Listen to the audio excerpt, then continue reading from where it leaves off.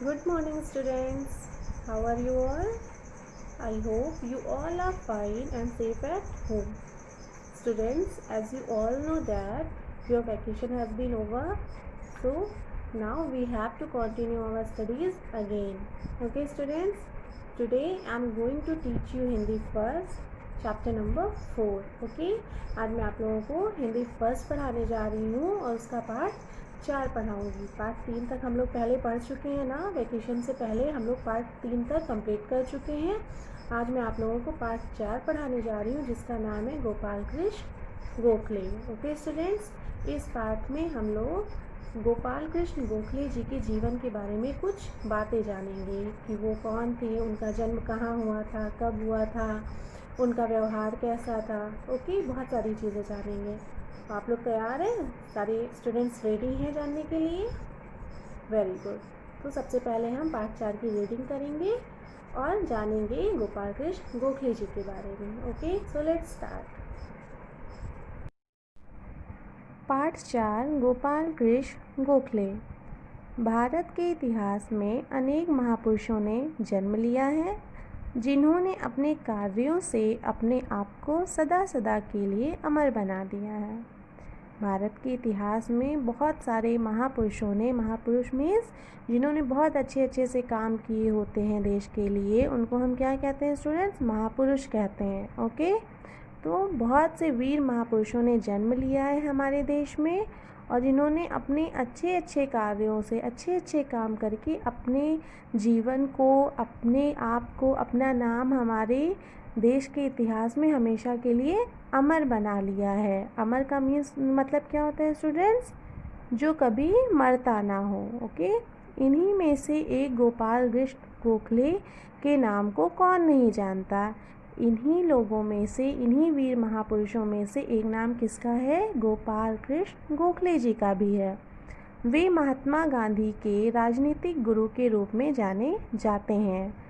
हमारे देश के राष्ट्रपिता कौन है? महात्मा गांधी. सभी जानते हैं उन्हें.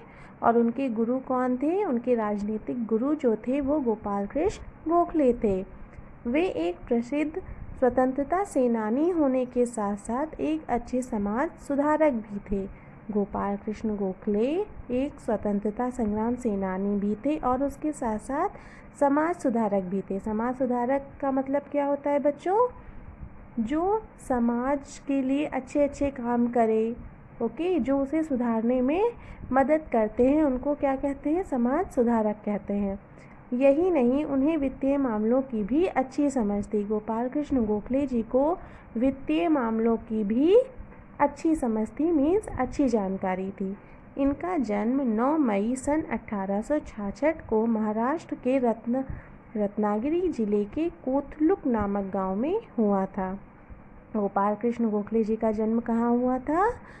रत्नागिरी जिले के कोथलुक नामक गांव में हुआ था. ओके, और इनका जन्म कब हुआ था? 9 मई सन 1866 को. बचपन से ही इन्हें सच बोलने की आदत थी. ये कभी झूठ नहीं बोलते थे, इन्हें सच बोलने की आदत थी. बालक गोपाल कृष्ण गोखले जब स्कूल में पढ़ते थे तब एक दिन उनके मास्टर जी ने कुछ सवाल घर से हल करके लाने को दिए.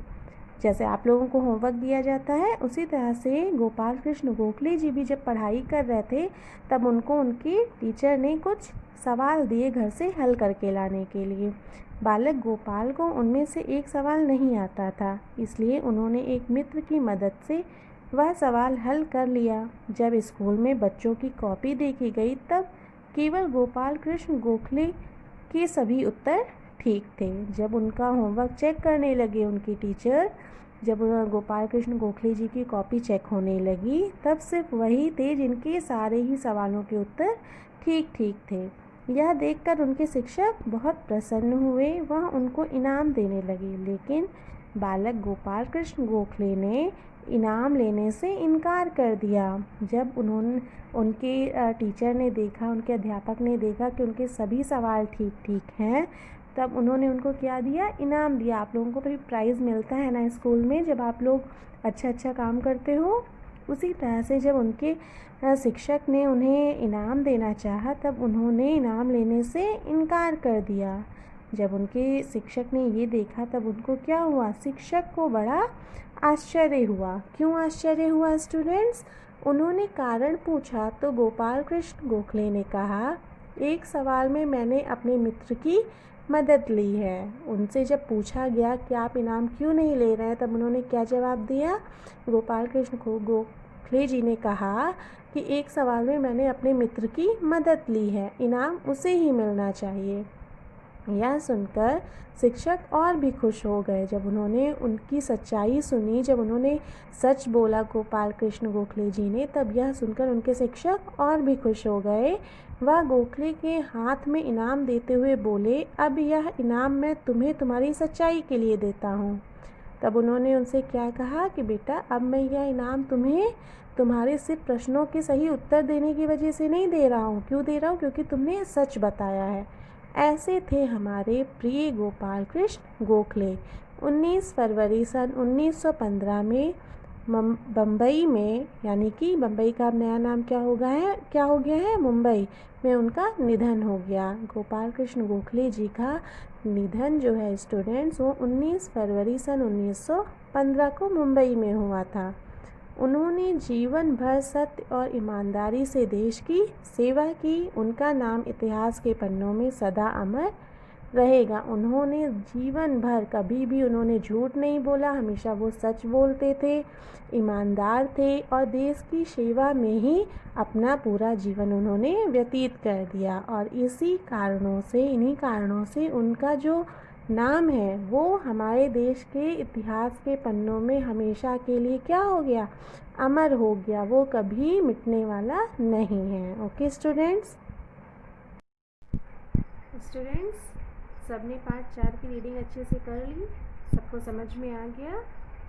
Very good students. अब मैं आप लोगों को पार्ट 4 का शब्द अर्थ लिखाऊंगी, ओके, और उसको आपको अपनी हिंदी फर्स्ट की कॉपी में बहुत ही सुंदर सुंदर हैंड राइटिंग में लिखना है, ओके। तो let's start. Part 4 Gopal Krishna Gokhale. Part 4 उसका क्या नाम है स्टूडेंट्स? गोपाल कृष्ण गोखले। शब्द अर्थ आपको अपनी कॉपी में मिड में, मैंने पहले भी बताया है, मिड में लाइन ड्रॉ करनी है और बहुत ही सुंदर सुंदर हैंड राइटिंग में नोट डाउन करना है। पहला शब्द है हमारा स्टूडेंट्स वीर। पहला शब्द क्या है? वीर। और वीर का अर्थ क्या होता है? साहसी। वीर का अर्थ क्या होता है स्टूडेंट्स? साहसी। अगला है हमारा स्टूडेंट्स इतिहास। अगला क्या है हमारा? इतिहास। इतिहास का अर्थ होता है प्राचीन आख्यान, मीन्स पुरानी बातें, पुराने जो विवरण होते हैं उसको हम क्या कहते हैं? इतिहास कहते हैं। तो इतिहास का अर्थ क्या है? प्राचीन आख्यान। ओके, नेक्स्ट है हमारे स्टूडेंट्स अमर। नेक्स्ट कौन सा शब्द है? अमर। और अमर का अर्थ होता है ना मरने वाला। अगला है स्टूडेंट्स प्रसिद्ध।